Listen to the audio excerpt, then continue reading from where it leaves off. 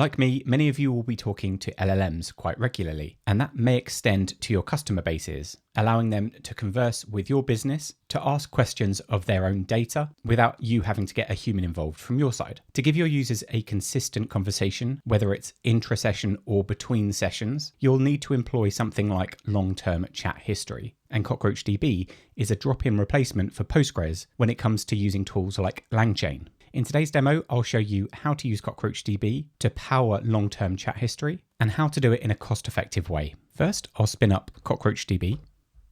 And next, I'll create a chat history table. This has the ID of the chat message, the session that was part of, that might be a user's ID, or it might be one of their sessions interacting with your system, the message itself in JSON-B format. That will include the message content and any surrounding metadata, the time that the message was created, and because we're using CockroachDB, we have the benefit of built-in row-level TTL. That allows us to expire messages. In this example, I expire all rows after 1 week, so old conversations are forgotten. You might not want to do this. It's just to show you what you can do.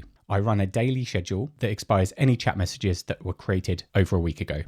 The first chat example we'll use employs no history at all. So I'm directly chatting to an LLM in a loop where I write a message and I receive a response from the LLM. No chat history at all. Let's run that and I'll interact with it.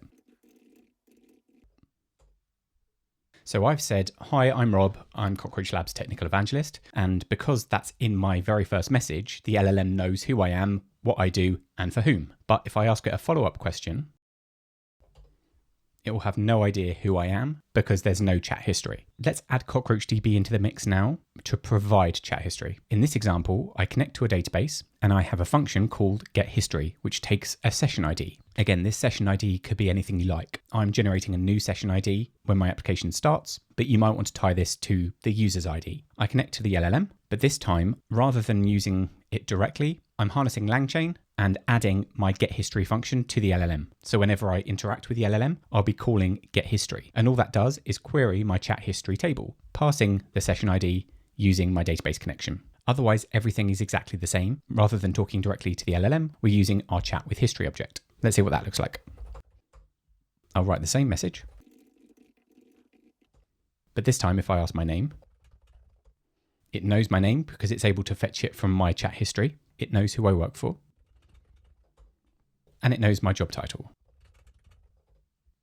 And in fact, it's trying to be clever. It's suggesting the kinds of things I do there rather than just my role. We can look at the chat history now. I'm not going to be returning all of it, just the first 50 characters, but I'll return it in chronological order where I start the conversation, it responds, I ask my name, it responds, and it's taking the cumulative number of tokens during that conversation. This is where, unless you're buffering your context windows, your tokens might explode, and this could become very costly for you and very inefficient for the LLM. Now, thankfully, we have a row-level TTL, which is expiring conversations after 1 week, but you can also use LangChain to limit the amount of data that you're sending to the LLM. Let's take a look at our final example. This is where we'll be buffering. So I've created an implementation of the base chat message history, and this allows me to wrap the functionality that it provides. This allows me to specify a limit on my returned messages, and I'm defaulting that value to 3. That means 3 of my messages and 3 of the LLM's messages. So 6 messages in total.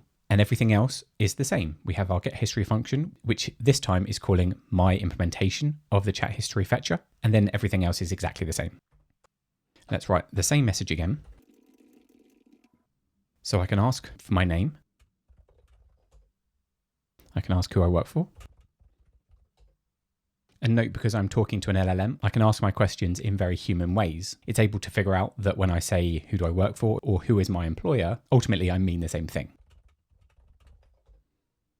But now I'll allow the context window to expire. Let's ask a few random questions.